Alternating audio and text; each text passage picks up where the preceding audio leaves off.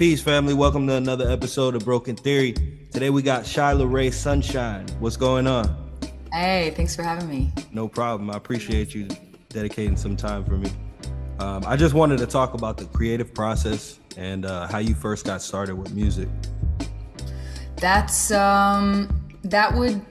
started as in singing. That started when I was very young, and singing became something that I knew my mother could do well and that I saw my grandmother do from time to time. And when I was really young, I had my troubles, and music was a way, to comfort myself. And so I think it really started as more of like a therapeutic thing for me as a kid. And then I just fell in love with it. At some point, I fell in love with, of course, pop as a young kid, and then got into R&B, hip hop, and rap, and a lot of reggae in my teen years, I think to help match the feelings that I had. And so I didn't go to church. I didn't, sing in a choir. I didn't study music. It was really just this relationship that I had with it that was, this kind of private thing, where I'd lock myself in my room and it would just be like my happy place. I think a lot of people can relate with that.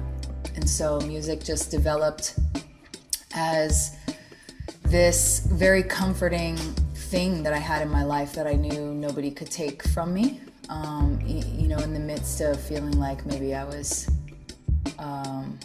losing other things, or losing myself, in my challenges. And there was just a lot of conflict in my home growing up, and in friendships and whatnot.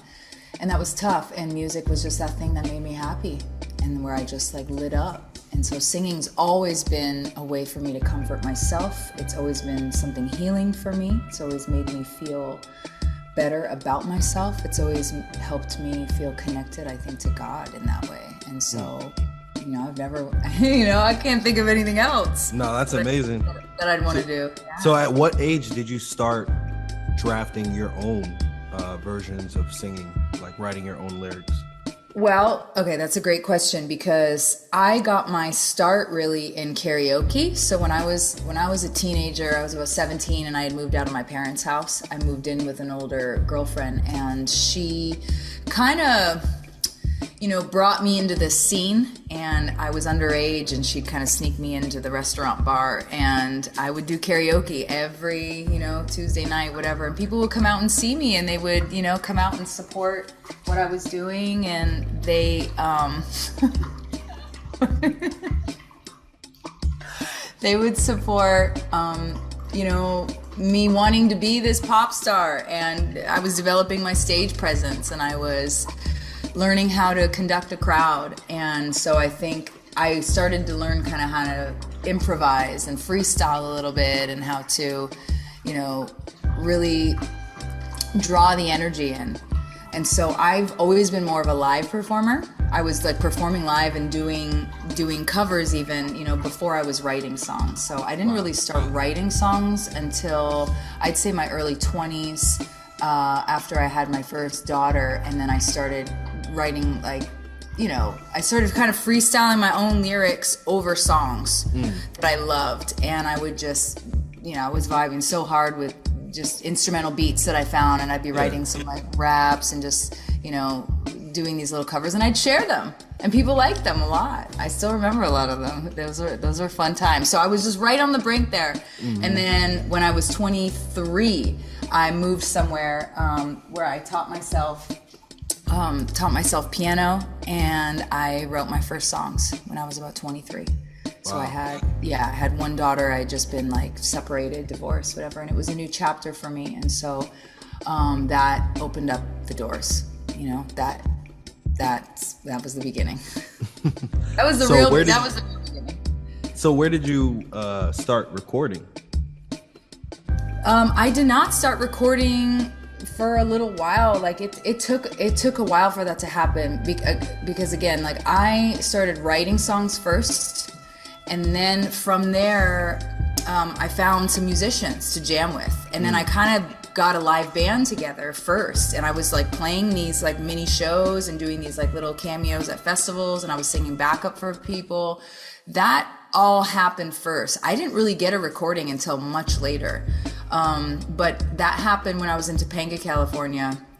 I was living in a community. I was living in like a communal piece of land where we were all sharing, you know, there was like a shared spaces, and it was a beautiful property, and that's where the piano was. And I just sat at that piano every single day, and I just taught myself to play. I still don't know what chords I'm playing, but I know it sounds good because I have perfect pitch. But you know, it's one of the tricks. Self-taught is perfect, always. Yeah, it's just all intuitive. And so I had a great time just, you know, deepening my relationship with the piano, and my band kind of formed right there, and one of the guys was into production, so he just like produced my first song for me there, and it was wow.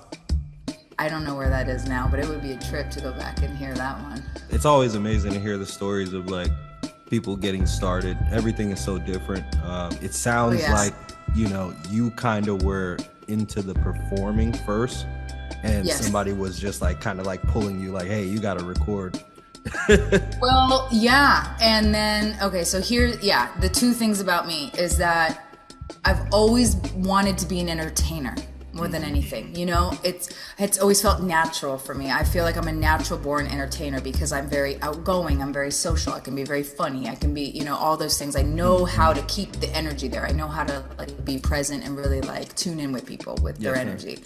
So that's number one, you know, and then recording, you know, came so much later, and I never spent any money on recording. It was always offered to me. People always were like, I want to record you, do that. So I didn't pay for a single recording or anything until this last project of mine, and that all came out of pocket, and I funded that entire thing myself.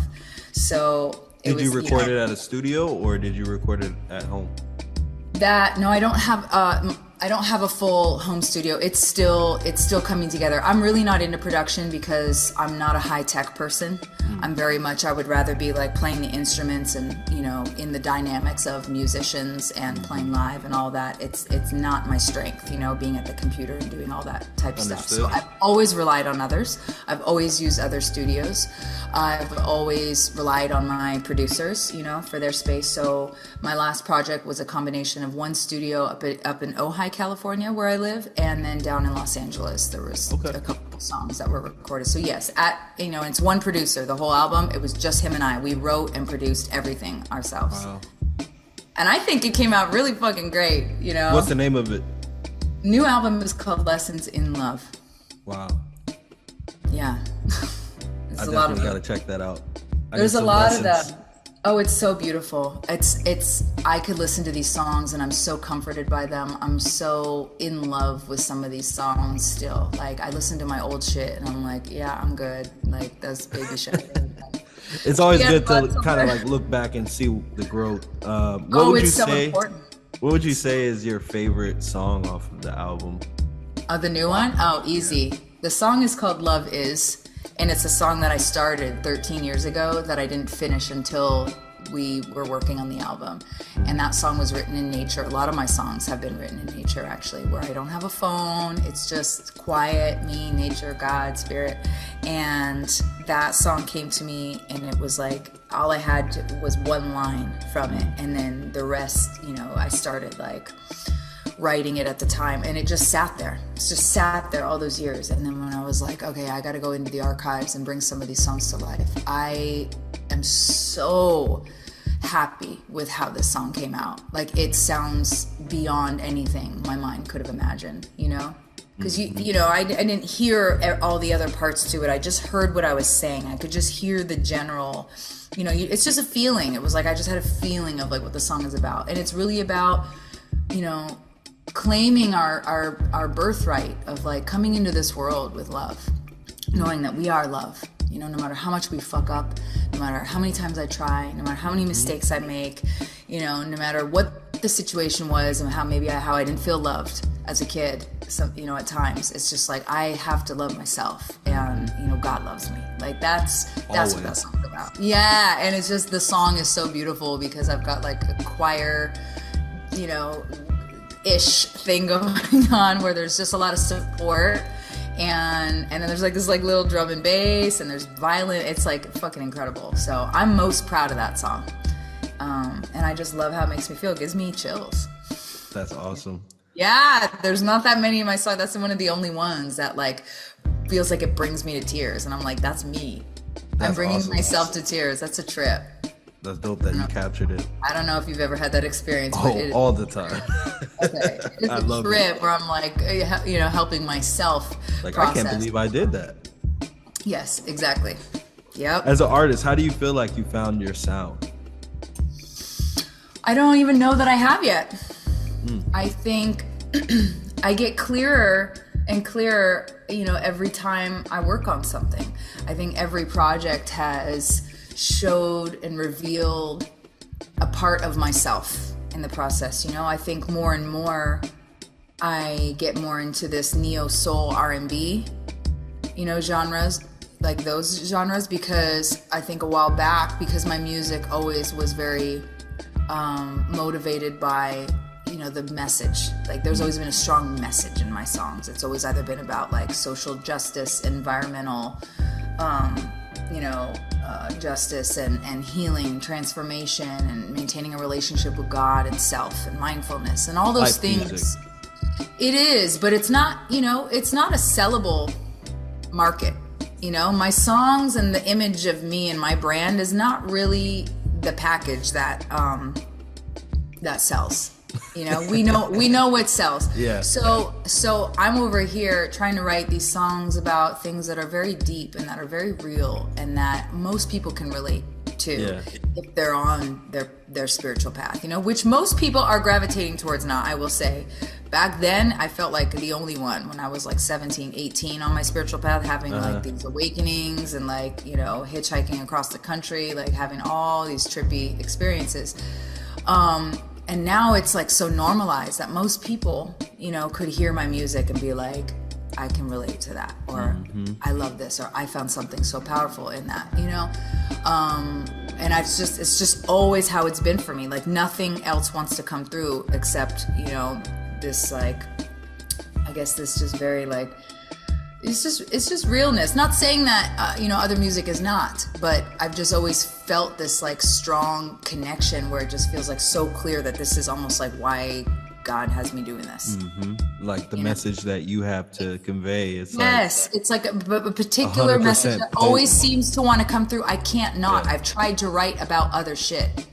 I can mention money and sex and relationships and these things, but like that's not where my heart is. I think you're just meant to like touch certain people, you know what I mean? Like as far as like when they find you, it's just like, where has this been my whole life type thing, you know? Yes, exactly. And people fall deeply in love with my music right away. They're just like, because the message is always so strong, and some people have just shared with me some of their stories about how the music has helped them, and I think, God, like this is why I do it. This is why I can't stop, you know? I have to continuously do this. So the music used to be categorized a lot in the new age bracket, right? Because the music's very conscious, right? We're talking about things that you don't hear on the radio. Yeah. It's like in the middle of like where you'd hear the Billboard mainstream shit and then you hear gospel. You're kind of like, it's somewhere in the middle there where it's like, it's about, you know, these beautiful things. But again, it doesn't quite get up there onto the radio because a lot of the population is not in that mentality. A lot of the population is a little lost and mentally struggling and looking for answers and connected from nature and connected from God, connected from self, you know, things like that. Like there's a lot of sickness and people are not well. And so it's hard to align with something like that because you gotta do the work if you want to get in alignment with this message. You can hear and be like, that's nice, you know, but when you are in alignment, like, you know what I'm talking about. 100%. And I feel like when people are uneasy, let's just call it, when they hear music like that, it makes them question themselves and the decisions that they're making, and feel like they don't like it because of that. You know what I mean? Because it forces them to think straight. Like, hey, I got to get right with myself. You know, stop pushing my priorities to the side. Yes. What do you feel like was the biggest sacrifice that you made for music? Ooh. Okay. Besides time. Wow, that's tough. Well, first of all, I've sacrificed a lot of myself because I became a mother at 20 years old. So I didn't really have those party years. I was pretty much sober. I never did drugs growing up. I stayed pretty clear on my path, and I was pretty dedicated to my spirituality, right? Becoming a mother, not once but twice. So I had 2 kids. I was 26 and had 2 kids, and I was in 12-step at the time, working my ass off to heal, myself, and some pretty heavy generational stuff that was passed down. And so when I was dedicated to doing that work, and I had the girls, and I lost my license, I lost everything except my children at the time. Those were the hardest years of my life. I don't even look at it as a sacrifice. That's the thing. But trying to balance raising these kids, getting to these meetings so that I could get well, trying to help others in the process to get well, and then writing music and playing shows and doing all that, because I knew I couldn't, because if I'm not happy, if I'm not writing, recording, performing, I feel out of balance. I feel like I'm not pursuing my gift. I'm not living my purpose. And you were wired that way. Yeah, and I can do many things at once, but that time in particular, those were the hardest years, and I feel like I just sacrificed a lot of myself in my own free time, and years of being, and I'm really grateful for it, actually, because that's why it doesn't feel like a sacrifice at all. Yeah. Because those years that I dedicated to being sober, being present, being a great mom, even though I was a shitty partner, I didn't know how to be a wife, I didn't know how to be a partner, I wasn't a professional yet, I wasn't making money from music, but I fucking loved it so much. It's the only thing I could do. And God bless my band for playing with me for so many years. We were not making money, but we made a difference, Mm-hmm. We made an impact in our community. We brought healing music to our community, and I was loved for that. So it doesn't feel like a sacrifice at all. But the only thing is that because I'm a mother, I've sacrificed a lot of myself and my own selfish, desires to maybe, be out there more, mm-hmm. and be able to invest more in myself. I haven't been able to do that because I've been really invested as a mother. Understood. That's the main thing, and that's not so much about the music. That's just my life in general. Yeah. I haven't had to sacrifice that much for music. I feel like it's actually given to me so much that I'm overwhelmed with the blessings and the rewards that come from it, because it's a gift, right? I didn't come into this life being, you don't come into this life oh, what do I want? It's you are blessed with certain things, or you are given challenges, and I was blessed with this voice, and this voice has the ability to help people and to heal people and to show people the way to their own voice and to their own love and natural ability to play music or be creative, and that is a blessing in itself. And I get to see the rewards of that more today than I ever have in my life. Now is that time where I get to see how it's made an impact. So I'm just riding that wave right now. Yeah. Honestly, I'm just on that way. I'm there right as now. You should. How do you handle creative blocks? When I don't feel creative, I just let it be, and I do other things. I have so many other things to do. Those are those moments where I'm okay, if I'm lacking creativity, honestly, I've written maybe 2 songs this year. 2. That's it. I'm not in the studio constantly creating. I'm not one of those artists.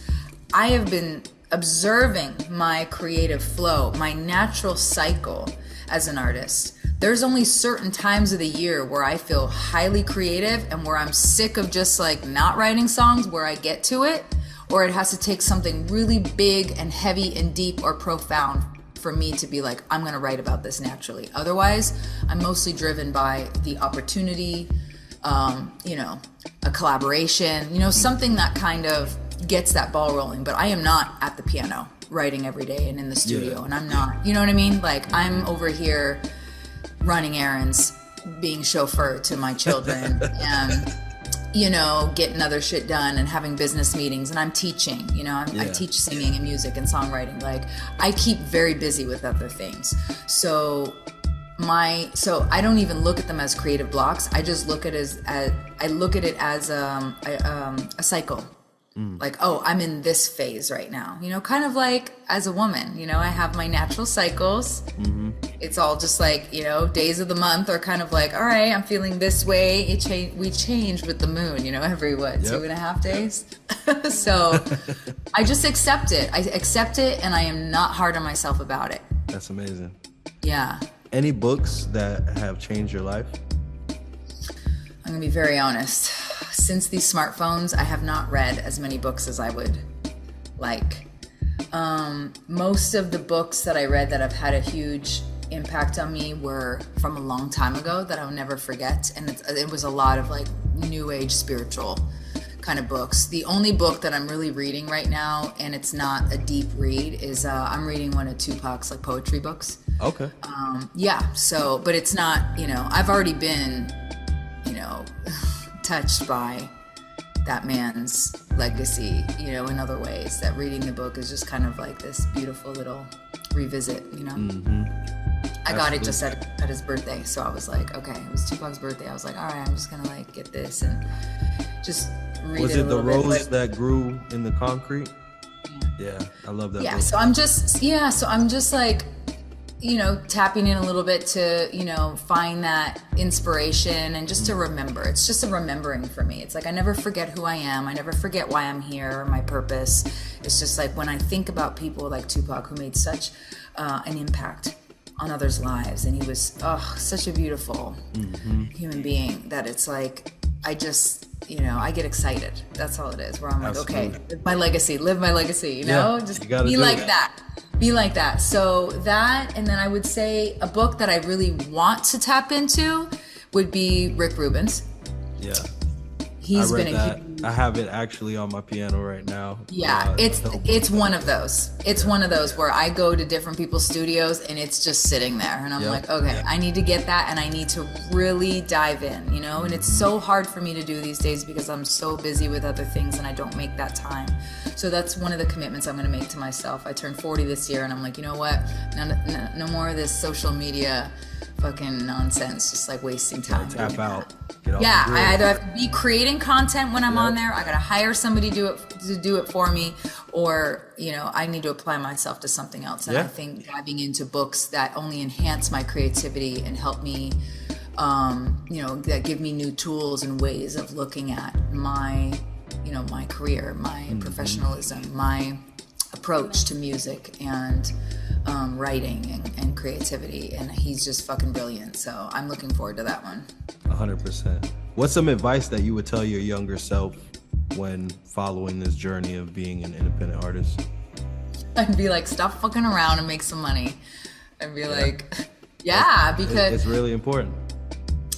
Well, it's because I was so one thing that some people don't know about me is that even though like I can be very presentable as like, I can really show up professionally. Like I really fucking believe in myself, and I invest a lot into myself because I really believe in the power of my voice and my music and what I'm doing. With me, because I spent many years as like a full-blown hippie, for me, I was like, I don't need money. And that did something to me. That did something. You know, where I was like evil. I really believed at one point that, you know, money was evil and that it would only cause problems. And I had this vision of like, what would this world look like if we had a different kind of currency? And so I think when I was younger, I was just like, I don't need this, I don't need that. Like all I need is like spirit and this, and just like, and I didn't understand the value of what investing really looked like, you know, money-wise. And I think if I had really taken maybe just a different approach. You know, like I didn't go to college. I decided to take off hitchhiking, you know, where I just like left everything. I left my family back up in northern Canada, you know, and I never went back. It was like it was like peace. And I went on an incredible journey, and it was life-changing, and I would never, you know, change it. But along the way, it was kind of like, I don't think I really ever learned that. I don't think I really learned how to really invest. And that's something I see is very important, you know, when it comes to like how I want to invest in myself today. And I don't have anybody else invested in me. I'm an independent artist. I'm not with a label. I don't have a manager.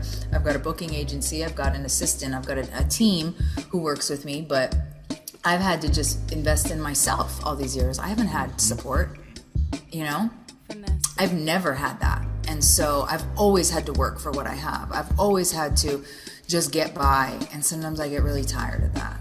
Yeah. And I wish I had more to invest in, because I see what happens. Like I see how I could be flourishing in a different way if I had more, you know, of a financial investment. Yeah. There, you know, to put into what I want to create. And well, cryptocurrency is on the rise. So definitely look into that. I know nothing about that. I know, but all it takes is a know-nothing investment, you know, just like trying, and who knows what could happen, you know? Hey, I'm open. I want to be smarter. I want to be wiser about where I, you know, spend my money, where I invest it. You know, I'm looking at the state of the world, that, you know, and I'm looking at the state of America and going, is this where my future is? Yeah. Really? Definitely. I think about this all the time, where I'm like, how can I make a mark while I'm here right now? You know, because I'm originally from Canada. I can go back there, you know, eventually, but I haven't wanted to, because things are fucked up there too. But I could go back there, or I could move to another country and maybe live a different kind of lifestyle. I'm never going to stop doing music, and I can do music wherever I go. But for right now, I'm committed because my children are here, you know, our tribe and communities here. You know, so I'm committed to living here, but my heart is in so many other places. I love culture. I want to be able to, you know, be out in the world and just like not be in all this political chaos, you know, because it makes the drive stronger of like, okay, now is where like I should be busting out, like pushing out the best fucking music I've ever created, right? Because there's so much energy right now, and there's such a huge force, I feel, you know, when it comes to, if you really want to look at it as dark and light, or if you really want to look at our, you know, the way politics are, and then how the next few months are going to be. This would be like where if I wanted to, you know, release something powerful, this would be a great time. Oh yeah. Oh yeah. Right? Because there's so much fuel. It's like there's so much to work with, but how many different causes are there? Like I'm so passionate about different causes. Like my heart is in Gaza. My heart has been in Palestine for 10 months straight, you know, and beyond. You know, so it's like this would be the time to write about that. I do have a new song that's coming out that it's a collaboration, you know, where the whole album is basically dedicated to Palestine. But, you know, considering this, the Aqsa. It's called Aqsa, and it's with a brother named Butch Ware, who's actually running as VP right now for Dr. Jill Stein. So that's a whole thing too. And, you know, we're talking about doing another big benefit concert. I've already produced one benefit concert in Los Angeles. We raised $10,000 for Palestine.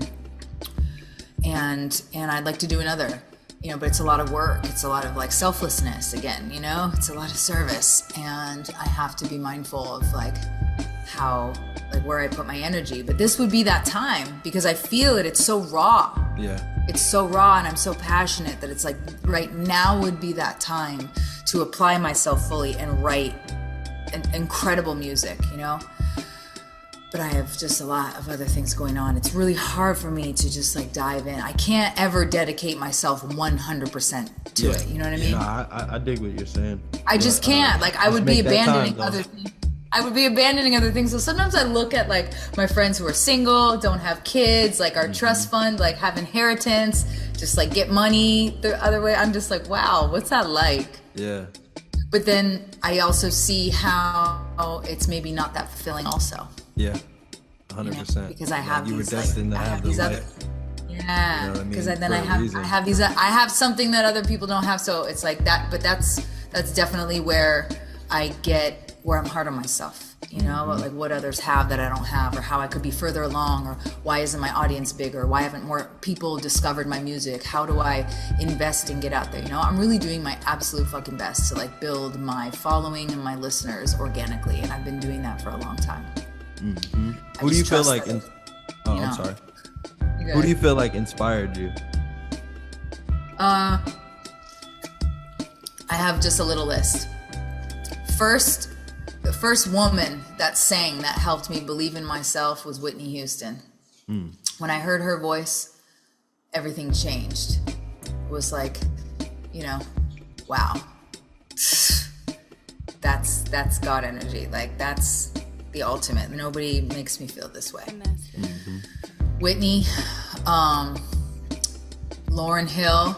You know, when I discovered the Fugees and Lauryn Hill, it was like knowing a woman could rap and sing equally great like that really, really moved something in me.